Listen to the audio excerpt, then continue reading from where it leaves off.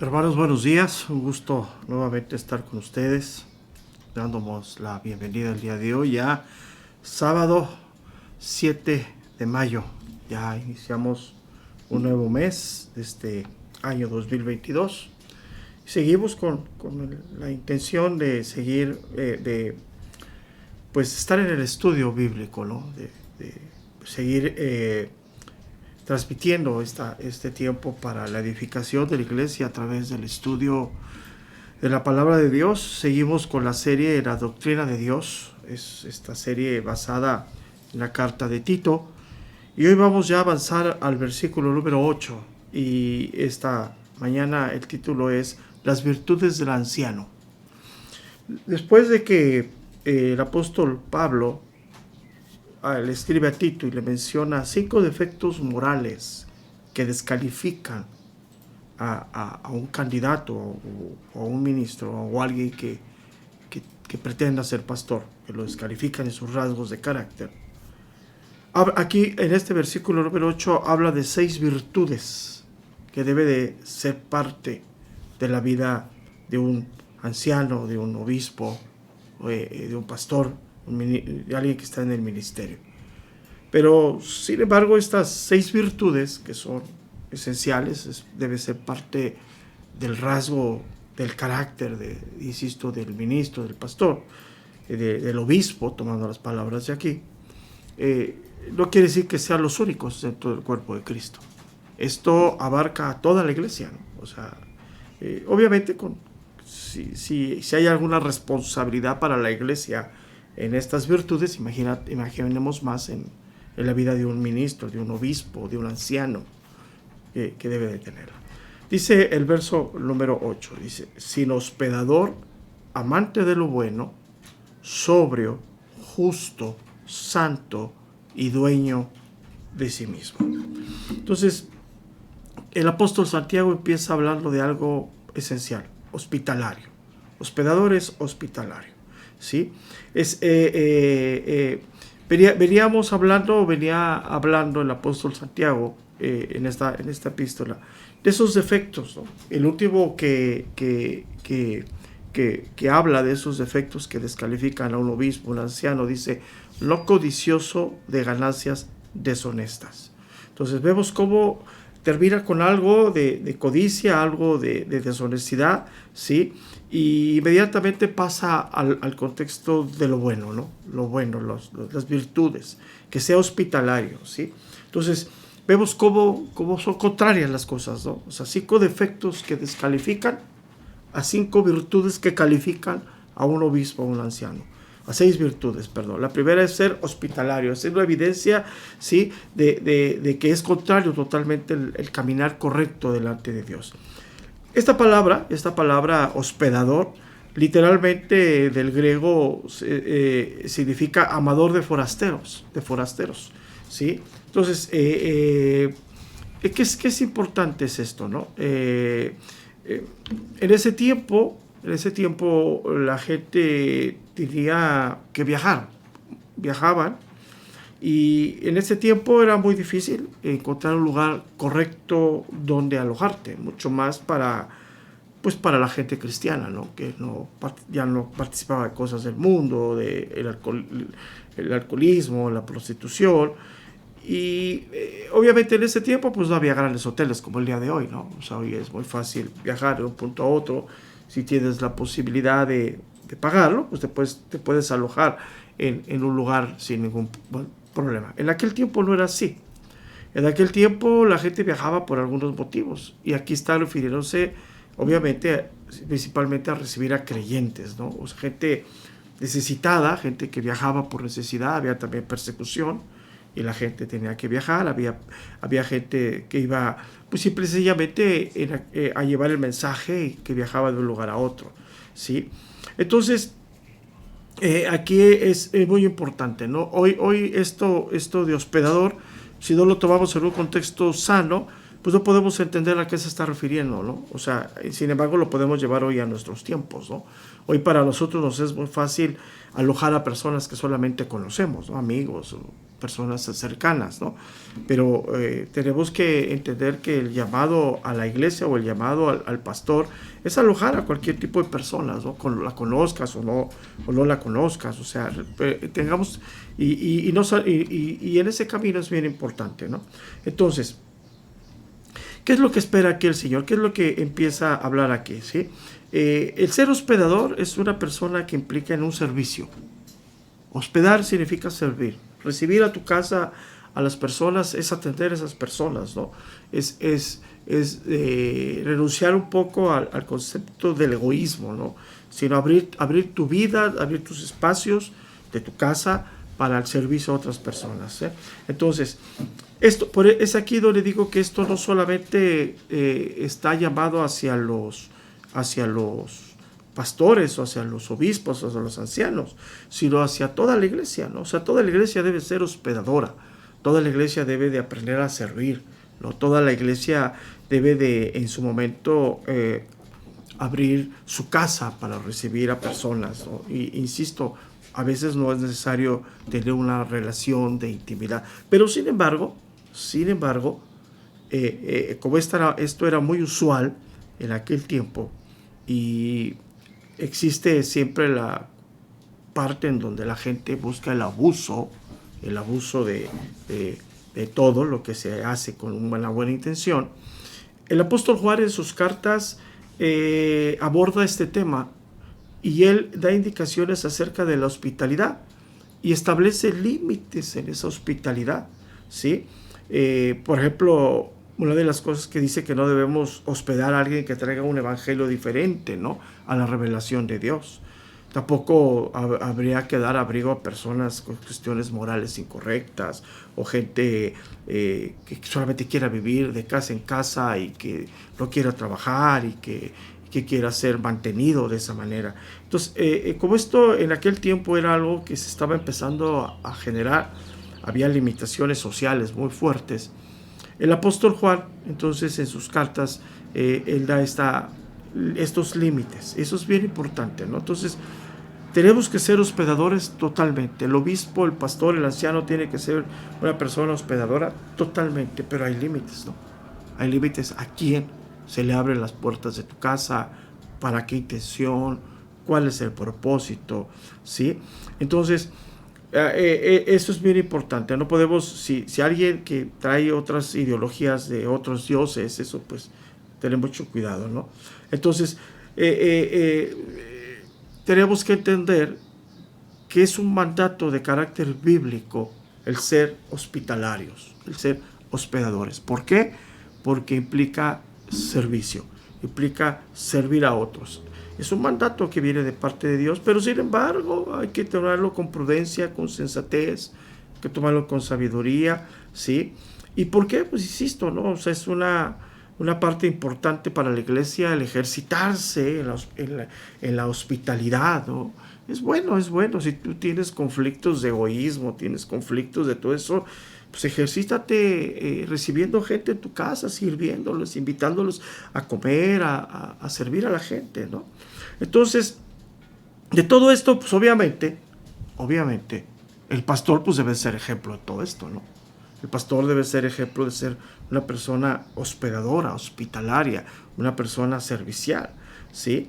Entonces, es ahí a donde Pablo está hablándole y le está diciendo a Tito, búscate hombres, ¿no? Ese es el contexto, ¿no? Búscate hombres que sean hospedadores, ¿sí? Hombres que tengan un corazón abierto hacia los demás, y un buen síntoma de esa disposición, pues es la apertura de tu casa, es la hospitalidad hacia otros, ¿no? Hacia otras personas. Entonces, es lo que le está diciendo, ¿no? Pablo a Tito, búscate ese tipo de hombres que tengan ese servicio, ¿no? ¿Sí? Porque, digo, si una persona llamada al ministerio, o una persona que está en el ministerio como pastor no es servicial, pues creo yo, al menos eso es lo que yo pienso, que está en el lugar incorrecto, ¿no? Porque una de las cosas que debe de identificar a un hombre del ministerio como anciano, como obispo, como pastor, es que es una persona servicial y es en este caso una persona hospitalaria que abre su casa, ¿no? Abre su casa, recibe gente. Ya vimos que hay lineamientos, ya vimos que hay cosas que tenemos que tener cuidado. Sí, totalmente, ¿no? Entonces, ¿por qué? Porque eso demuestra que el pastor no vive para sí mismo, ¿no? O sea, no vive nomás para él, su casa, sus cosas, a nadie recibe, no permite que nadie entre a su casa, no. O sea, eso demuestra, ¿no? Sí, eso demuestra que es una persona servicial, que no vive para sus propios placeres, para sus propias posesiones, ¿sí? Y que está dispuesto a servir a la gente. Entonces, el líder en la iglesia debe de aprender o debe de demostrar que vive para los demás, que es un hombre servicial, un hombre que está dispuesto a servir, y esta es la parte, aún en su casa, abriendo su casa, los espacios de su casa, el baño, pues toda la casa, a personas que necesitan, o personas que conoce, o personas que él invita a su casa, ¿no? Entonces, esto es bien importante, ¿no? Entonces, cuando habla aquí el apóstol Pablo a Tito, le dice sin hospedador, está hablando más de una actitud que de una acción. Eso es importante. O sea, la acción es buena, pero la actitud es mejor. Y la actitud viene del carácter, del corazón, ¿no? Entonces, habla de las partes internas. Entonces, la acción se desprende de las actitudes, ¿no? La acción se desprende de lo que hay en el corazón, ¿sí? Y si una persona es egoísta, pues no va a tener la acción de hacerlo, ¿no? Va a decir, no, en mi casa no me gusta recibir a nadie. Está mostrando una actitud incorrecta, está mostrando un corazón incorrecto, ¿sí? Entonces, esto es bien importante. Ahora, ¿qué quiere decir? ¿Que el pastor siempre debe tener gente en su casa? No, hay sentido común, ¿no? Sentido común. O sea, como todos, necesitamos nuestra parte, nuestra vida, nuestra intimidad, nuestros espacios, nuestros tiempos, ¿no? O sea, y más si el pastor tiene hijos en casa, pequeños, pues necesita su espacio, su intimidad, o sea, eso es bien importante, ¿no? O sea, la casa del pastor abierta a la iglesia, pero siempre hay algo que es importante, los límites, no rebasar los límites, no abusar. Eso es algo que viene, es importante, ¿no? O sea, y hoy, por ejemplo, es lo mismo, ¿no? El celular, ¿no? Cuando alguien tiene el celular del pastor, se siente con la confianza de llamarle a la hora que sea. No. Tranquilos, ¿no? O sea, con todo respeto, estamos para servirle. No es algo que sea ajeno al servicio, no estamos para servirle, pero también tenemos tiempos, tenemos espacios, tenemos respeto hacia las personas, ¿no? Entonces, pero sin embargo aquí hay algo bien importante, ¿no? Una persona que es hospedadora, pues estamos hablando de una persona que tiene esa disposición, tiene esa actitud de servicio y que lo demuestra a través de una acción. ¿Cuál es la acción? Abriendo su casa para recibir a viajeros, a personas necesitadas, a personas perseguidas, a personas que requieran, personas aún que ni conozcamos, o muchas veces, o en ese acercamiento, ¿no? Entonces, ¿qué es lo que está diciendo aquí en esta primera parte del verso número 8, cuando dice sin hospedador? Está Pablo exigiendo una actitud correcta de apertura del pastor hacia el servicio, hacia la iglesia, hacia ser un servidor de la iglesia, aún en la parte importante, ¿no? de abrir su casa, ¿no? Entonces, lo que habla de hospedador es importante. Entonces, es un hombre que abre su casa, que está sirviendo a Dios y que pues tiene sus espacios, sus tiempos y que abre esa parte de servicio a la iglesia. Entonces dice, si el hospedador le dice, amante de lo bueno. Esta palabra amante de lo bueno, ¿sí? Significa del griego amante del bien. O sea, ¿a qué se refiere? ¿Sí? Entonces, es la segunda virtud, ¿sí? Que nos habla el apóstol del amor hacia los otros y dice amante hacia lo que es bueno. O sea, ¿qué quiere decir esto? Amante del bien, ¿sí? Que el pastor, el anciano, ¿sí? Debe de amar las acciones buenas y debe de amar, ¿sí? Pues a la gente buena. Entonces, esta palabra, ¿sí? Amante del bien, nos da dos matices que son importantes que ahorita los vamos a ver. Pero lo primero que podemos ver que es lo contrario a los falsos maestros. Ellos son aborrecedores, dice Pablo, de lo bueno. Segunda de Timoteo, capítulo 3, verso número 3. Segunda de Timoteo 3:3. Dice, sin afecto natural, implacables, calumniadores, intemperantes, crueles, aborrecedores de lo bueno. Entonces, que vemos que hay contrastes muy fuertes. Los falsos maestros no les gusta absolutamente nada de lo que significa amante del bien, sino es todo lo contrario. O sea, ellos todo lo contrario. Entonces dice Pablo, ¿sí? Esta palabra entonces, amante de lo bueno, pues nos podemos tratarla de desglosar, tratarla de llevar a una profundidad un poquito más grande, ¿no? Entonces, el anciano debe ser, en primer lugar, una persona que ama lo bueno en sus pensamientos y lo refleja en sus conversaciones. Eso es bien importante. Una persona que habla, que ama lo bueno, lo refleja en lo que habla. Es una persona que tiene agradecimiento a Dios, que tiene agradecimiento a la iglesia, que tiene agradecimiento a las personas, ¿sí? Es bien importante. Una persona que ama lo bueno en sus pensamientos, lo refleja en sus conversaciones. Filipenses capítulo 4, verso número 8. Filipenses 4:8. Dice, por lo demás, hermanos, todo lo que es verdadero, todo lo honesto, todo lo justo, todo lo puro, todo lo amable, todo lo que es de buen nombre, si hay virtud alguna, si hay algo digno de alabanza, en esto pensad. Ahora, vamos a ser claro aquí. Nuestra tendencia es a lo contrario, ¿no? A lo malo, a lo morboso, a lo escandaloso, a lo pecado, a lo ajeno, a las cosas inmorales. Esa es nuestra tendencia que hay. Pero parte de lo que está hablando aquí el apóstol Pablo es esa renovación que debe de haber en nosotros, ¿no? Y esa renovación que debe de haber en nosotros, que empezamos a amar lo bueno, si quieres meditar lo que voy a decir, se nota en las conversaciones que tenemos. Porque las conversaciones, como lo hemos estado hablando, sobre todo los domingos, reflejan lo que hay en el corazón. Entonces, amante de lo bueno es que hablas. O sea, si amas lo bueno en tu corazón, en tu mente, sale por tu boca. Una persona que se sienta y que siempre agradece, que siempre habla de cosas de Dios, habla de cosas de bendición, siempre tiene esa parte importante. ¿Por qué? Porque dice el Evangelio de Mateo, capítulo 12, verso número 34, generación de víboras, dice el Señor, ¿cómo podéis hablar lo bueno siendo malos? Porque de la abundancia del corazón habla la boca. Entonces, Pablo le dice a Tito, fíjate que es impresionante es esto. Examina, Tito, las conversaciones de los candidatos. ¿De qué habla? Lo que habla el candidato, o lo que habla el pastor, o el ministro, o el obispo, ¿es edificante? ¿Edifica su conversación?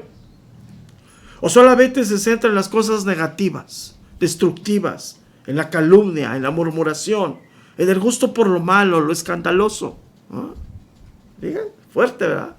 Fuertísimo esto, ¿no? Es que esto es algo que nos sacude verdaderamente y yo espero verdaderamente que la iglesia tenga esa conciencia. ¿A quién está considerando su ídolo de predicación y de hablar y de decir, ¿no?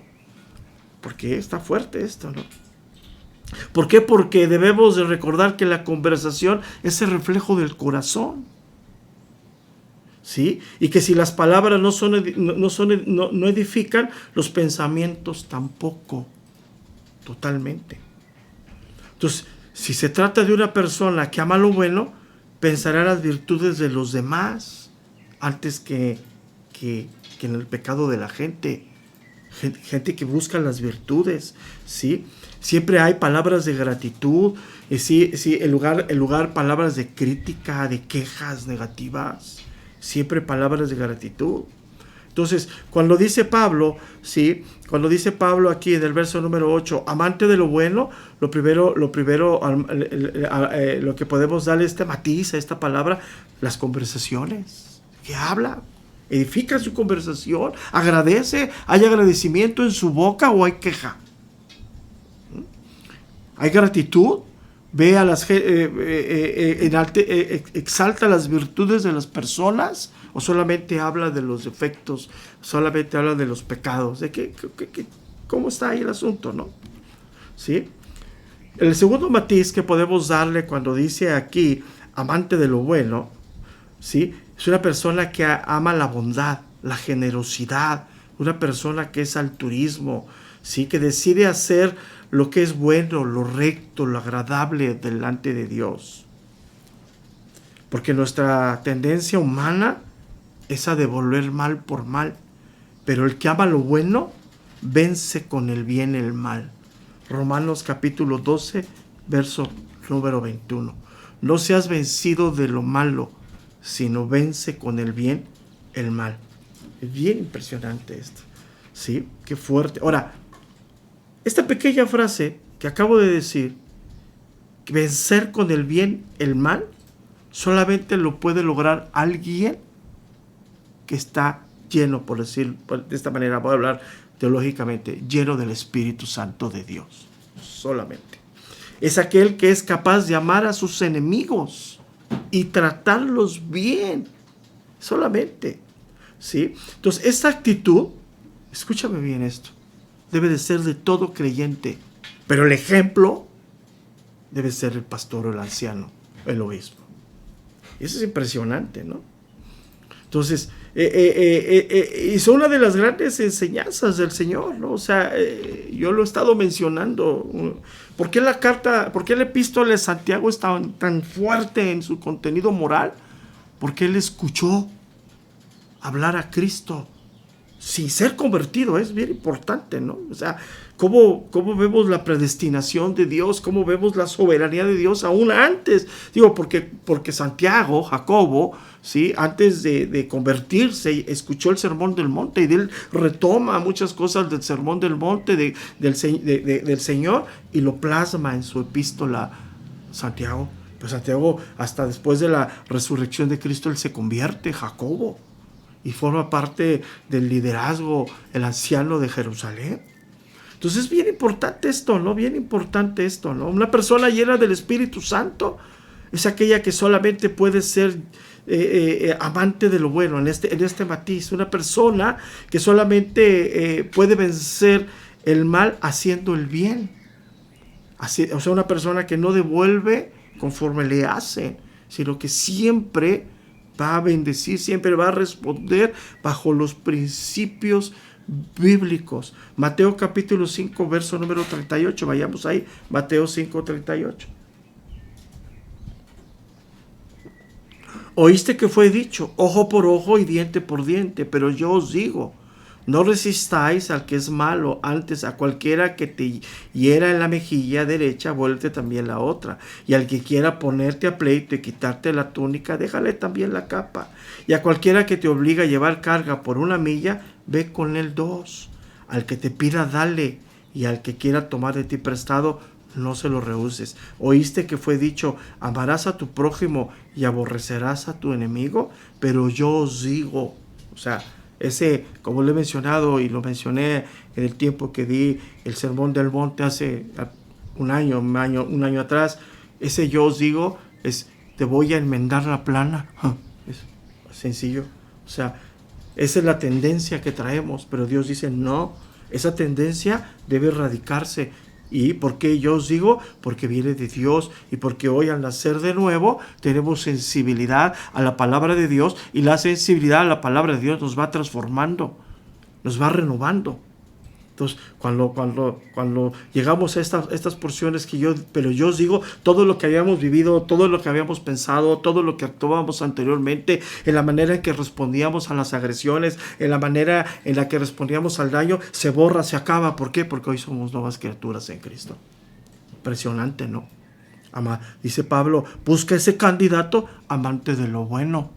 A aquel que no esté dispuesto a regresar mal por mal, sino que pueda vencer haciendo el bien, el mal. Y regreso entonces a Mateo capítulo 5, verso número 44. Pero yo os digo, amad a vuestros enemigos, bendecir a los que os maldicen, hacer bien a los que os aborrecen y orar por los que os ultrajan y os persiguen. Qué fuerte, de veras. Cuando yo leo esto y veo las virtudes que debe de haber en la vida de un anciano y de un obispo, yo veo en mi vida un gran desafío en lo que debo de crecer y caminar como pastor, como obispo del Señor, como mayordomo de la casa del Rey. Más que estar hablando y pensando en otros y denunciando a otros, yo me veo en el espejo de la palabra de Dios. Digo, Señor, qué lejos estoy de por lo menos llegar al estándar mínimo de lo que tú nos pides como ministros, como obreros, como servidores tuyos, Señor. Porque no podemos servir a la iglesia si primeramente no tenemos una fidelidad a tu palabra. Y la fidelidad a tu palabra se demuestra en la renovación y transformación de nuestras vidas. Yo no puedo decir que soy fiel a la palabra de Dios si sigo actuando igual que como actuaba antes de conocer a Cristo. Ese es el punto. Yo no puedo parar y decir, yo soy tenedor de la sana doctrina y me siento con la capacidad de denunciar a otros cuando mi vida moral no lo evidencia, mi matrimonio, mis hijos, mi familia. Pero la iglesia está en el mismo camino. ¿Por qué la iglesia se engaña? Porque también no quiere recibir de Dios, porque también no quiere corregir su vida moral. Por eso, o sea, cada lobos con lobos, ovejas con ovejas, o sea, ese es el camino.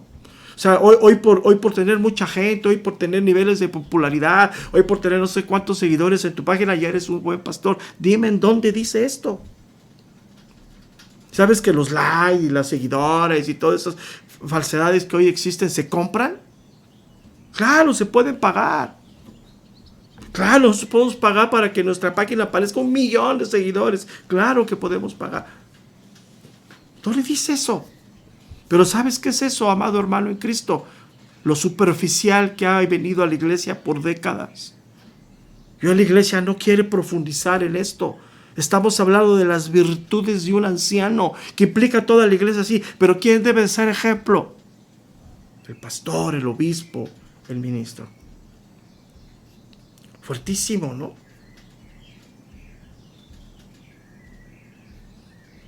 Y hay otro matiz más fuerte cuando dice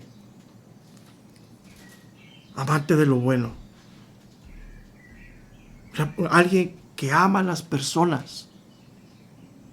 No solamente a las personas buenas, ama a las personas. Aunque con las personas complicadas no se enrola. No tiene nada que ver en su forma de vida, pero las ama. Cristo se sentó con prostitutas y publicanos porque los amaba, pero no vivía ni aceptaba lo que ellos hacían. Y fue acusado por eso. Mateo capítulo 5, verso número 43 en adelante. ¿Oíste que fue dicho?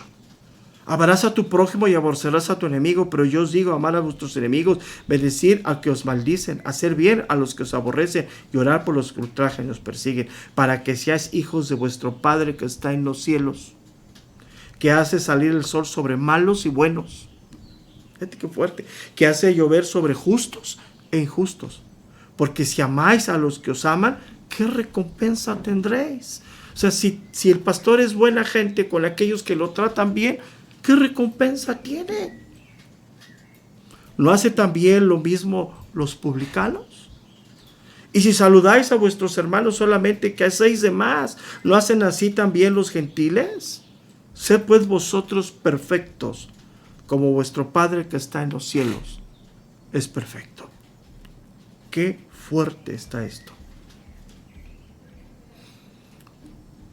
Dice en este matiz de amante de lo bueno, que ame a las personas, que sepa demostrar su amor, su generosidad hacia los demás.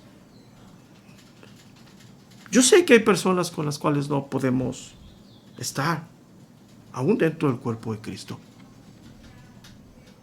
Yo le decía hace unas semanas que platicaba con un pastor amigo mío,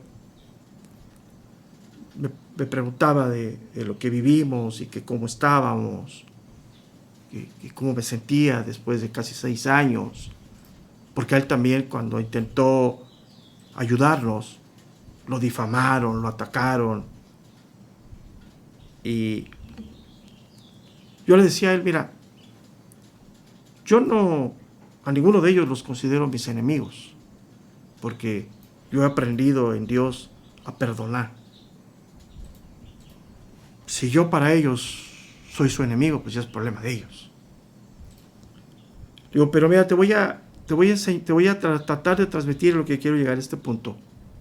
Amar a todos, pero hay con los que no podemos estar. Te voy a transmitir algo que yo aprendí. Hay cosas muy buenas que aprendí de mi padre. Hay cosas que, pues, como todo hombre, pues no, ¿verdad? Es así, es normal. Pero yo siempre exalto lo bueno de mi padre, y es un hombre que amé mucho, ¿no? Y una de las cosas que por el pecado que hay en nosotros a veces no demostramos ni agradecemos en vida lo que esas personas son para nosotros, ¿no? Por eso es lo que hoy tenemos en Cristo. Tenemos que ser sensibles de poder a las personas en vida bendecir, dar, servir. Yo recuerdo que yo andaba con un grupo de amigos en aquel tiempo, que uno de ellos era muy complicado, muy difícil. Una persona muy pendenciera, que peleaba mucho. Y pues cuando peleaba y tú andabas ahí, pues te involucraba en el conflicto. Y se sentó conmigo y me dijo una vez, mira, tienes que aprender, Josué, que en la vida hay personas, y lo que voy a decir demuestra que era un hombre que era en ciertas cosas limitado por él estudió hasta la primaria, porque en ese tiempo era muy complicado estudiar. Se dedicó a trabajar, y de lo que él hacía nos pudo dar casa a todos, donde vivíamos como jóvenes, y nos dio profesión a todos los que quisimos tener esa profesión. Y no solamente, sino si escogíamos una escuela privada, él hacía el esfuerzo para pagarnos la universidad. Y me dijo esa vez, se sentó y me dijo, mira, tienes que aprender algo, que en la vida hay personas que ni a las canicas puedes jugar con ellas. Y yo recuerdo mucho hoy en día que es verdad. A todos debemos amar, a todos debemos de servir, a todos debemos de perdonar. Pero hay personas con las cuales no podemos estar. Y yo le decía, no, yo no tengo ningún problema con estas personas, con ninguno de ellos. Al contrario, oramos que Dios tenga misericordia de ellos y de nosotros. Pero jamás me vas a ver tomar una foto con ellos como si no pasara nada. El día que se diera es porque ya hubo una restauración, y para eso tendría que haber una evidencia del arrepentimiento de lo que sucedió. En pocas palabras, una confesión pública de todo lo que sucedió. Entonces, cuando dice Pablo, búscate a estos hombres, hospedador, servicial, que abre su casa, amante de lo bueno, vemos matices diferentes. Y el Evangelio nos lleva a entender esto, ¿no? Que nosotros no podemos tener discriminación con nadie para el amor, para el servicio, para el perdón. No. Pero también hay límites. Y con ciertas personas, no. Nada que ver. Ahora sí que, pero no es a nivel de discriminación. Y es difícil aprender a amar a todos. Es difícil aprender a amar a una persona que te difama, una persona que te calumnia por otros fines, ¿no? Y una de estas evidencias es con quién estamos. O sea, ¿quiénes son las personas que nos rodean? ¿Quiénes son las personas cercanas con las que estamos? Dice, pues es bien cierto lo que dice el mundo, ¿no? Dime con quién andas y te diré quién eres. ¿Quién rodea a tu pastor? ¿No? Y aquí es donde hay muchas cosas, ¿no? Si servimos a Dios, servimos a los demás, no importando su condición social, no importando absolutamente nada. Una persona que sirve a la iglesia no tiene compromisos dentro del cuerpo de Cristo con nadie, de nada. No hay compromisos. Porque cuando haya compromisos con alguien dentro del cuerpo de Cristo, las decisiones ya no se pueden tomar en los principios de Dios, sino anteceden el compromiso que hay. Y es algo que nos ha enseñado Dios, amante de lo bueno. Alguien que lo refleja en sus conversaciones, en sus acciones y en sus relaciones. Así es. ¿Con qué personas nos juntamos? Esa es la evidencia, quiénes somos. ¿Con quiénes te juntas? Personas que se sientan a criticar, a hablar, a mostrar sus inconformidades. La pregunta es, ¿esas personas serán amantes de lo bueno? Y la segunda pregunta, ¿también tú serás amante de lo bueno? Fuerte, ¿verdad?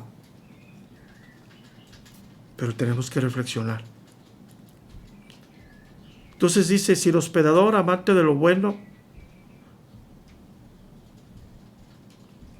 luego dice sobrio. Esta palabra sobrio también se puede traducir como prudente.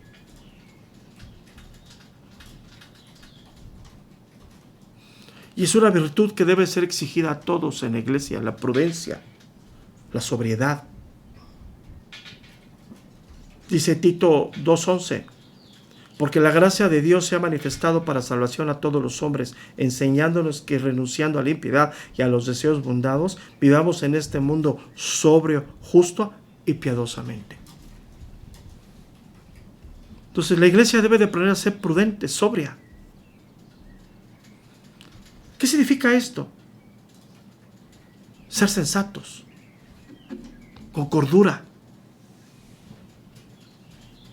Una persona que sabe actuar en el momento correcto, decir las cosas en el momento correcto y de la forma correcta. Es bien importante. Yo lo he tenido de esta manera. Las cosas en privado se tratan en privado, las cosas públicas se tratan públicamente y aún así hay que saberlas cuándo decirlas. Tenemos que aprender a ser discretos totalmente. Totalmente.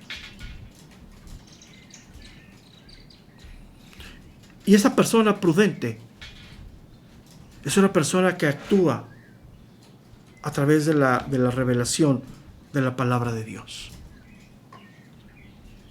En Romanos capítulo 12, verso número 3, Pablo dice, digo pues por la gracia que me es dada a cada cual que está entre vosotros, que no tenga más alto concepto de sí que el que debe tener, sino que piense de sí con cordura, conforme a la medida de fe que Dios repartió a cada uno.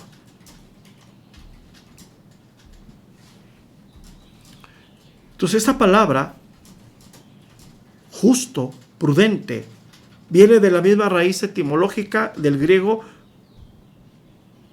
de pensar y pensar con buen juicio. Entonces, el hombre prudente es una persona que no piensa conforme a este siglo, sino que ha sido transformado por medio de la renovación del entendimiento. Y ahora entiende cuál es la buena voluntad de Dios, que es agradable y perfecta. Romanos capítulo 12, verso número 2. Entonces, una persona prudente sabe interpretar las circunstancias difíciles de la vida conforme a los propósitos de Dios. Sus relaciones no son gobernadas por emociones primarias, sino por reflexión y entendimiento de la voluntad de Dios. Empieza a evaluar a las personas según los criterios de Dios. Entonces, en la iglesia, el anciano del obispo debe de gobernar la iglesia, ¿sí?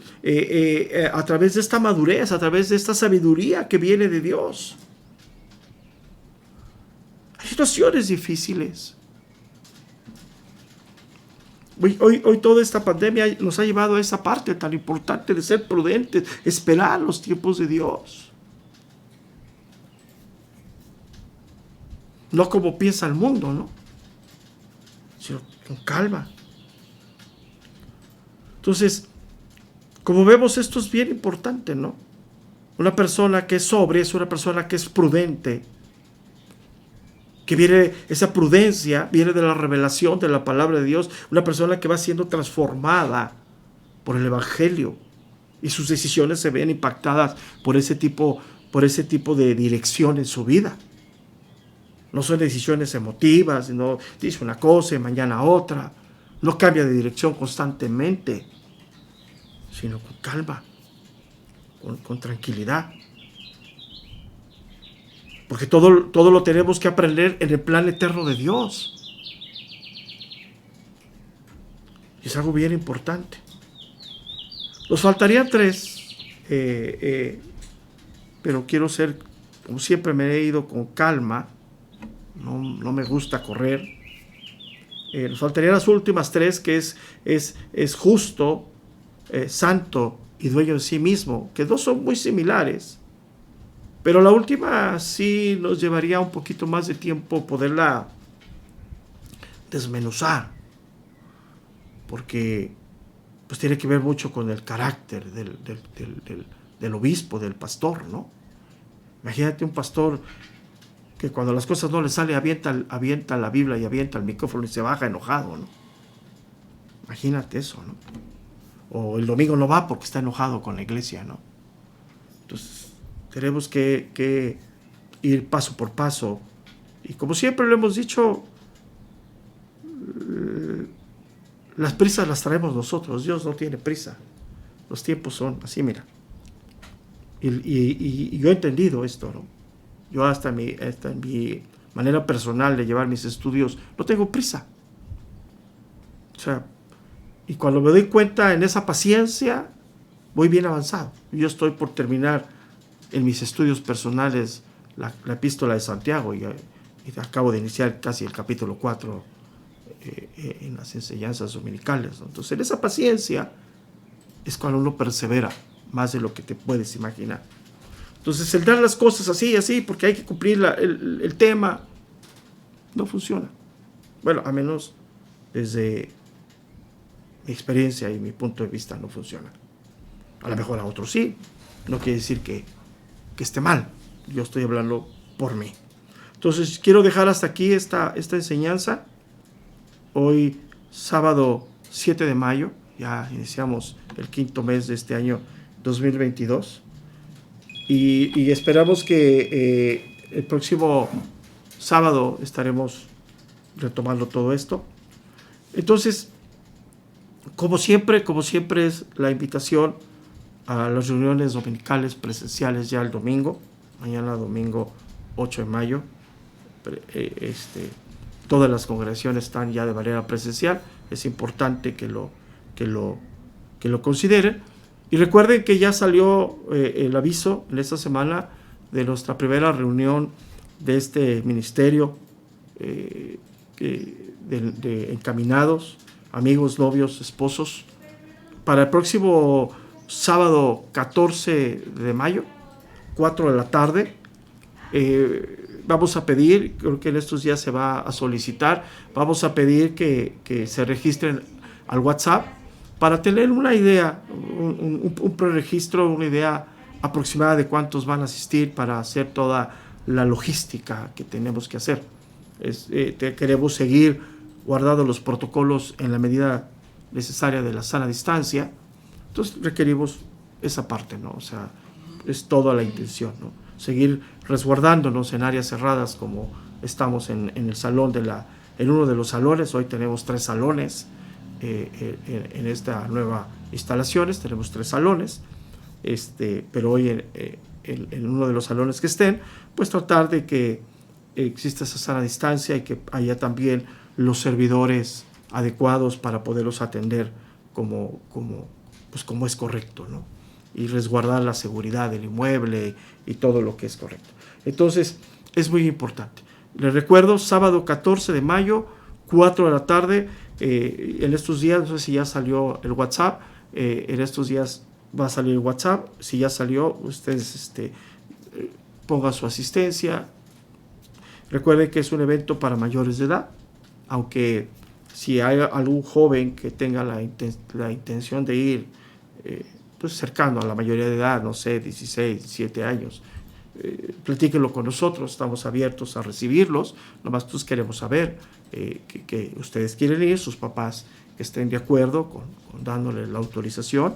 Sí, siempre eso es fundamental. La autoridad inmediata de todos ustedes son sus padres. Entonces, si sus padres dan la autoridad o la aceptación de que vayan a una reunión de este tipo, nosotros con todo gusto los estaremos recibiendo para edificar sus vidas.